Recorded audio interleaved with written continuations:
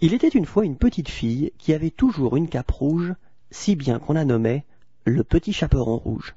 Ce jour-là, sa maman dit au petit chaperon rouge « Ta mère grand est malade, porte-lui une galette et un pot de beurre. » Et elle ajouta « Surtout dépêche-toi et ne parle pas aux gens que tu ne connais pas. » La fillette embrassa sa maman et partit. La grand-mère habitait à l'autre bout du bois.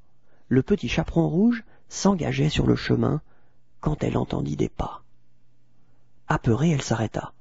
Un grand loup gris surgit. « Bonjour, charmant enfant, dit-il aimablement. Où vas-tu comme ça ?»« Un loup, ce n'est pas des gens, pensa le petit chaperon rouge. Aussitôt, elle répondit. « Je vais voir ma mère grand. »« Je connais un raccourci, proposa le loup.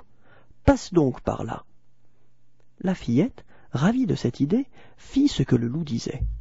Le petit chaperon rouge partit en pensant. « Il est gentil ce loup, je vais avoir le temps de faire un bouquet pour mère grand. » Les animaux de la forêt, eux, étaient inquiets.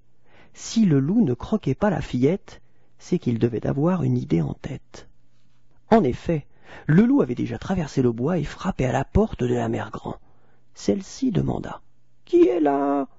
Le loup répondit d'une douce voix « C'est le petit chaperon rouge, je t'apporte à goûter. » La vieille dame lui dit d'entrer.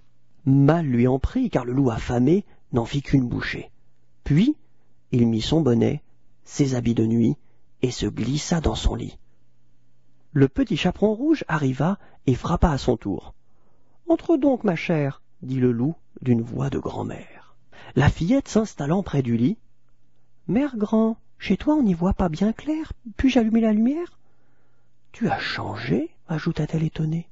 « Que tu as de grands yeux !» Le loup répondit. « C'est pour mieux te voir, mon enfant. »« Tu as de grandes oreilles !» insista le petit chaperon rouge.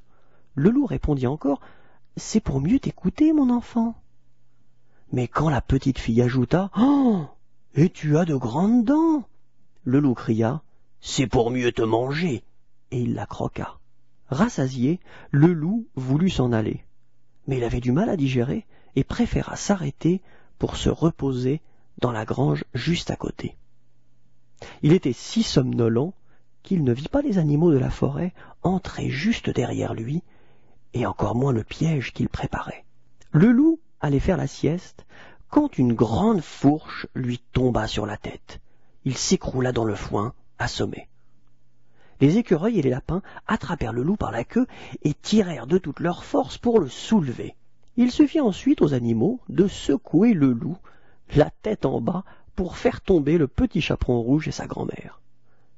Car le loup gourmand les avait gobées tout entières, sans même mâcher. C'est à peine si le jupon de la mère grand était chiffonné. Le petit chaperon rouge remercia ses amis et promit que désormais elle écouterait les bons conseils de sa maman. Le loup sortit de son évanouissement. Tous se moquèrent de lui. « Toi le grand méchant, va-t'en et ne reviens jamais !»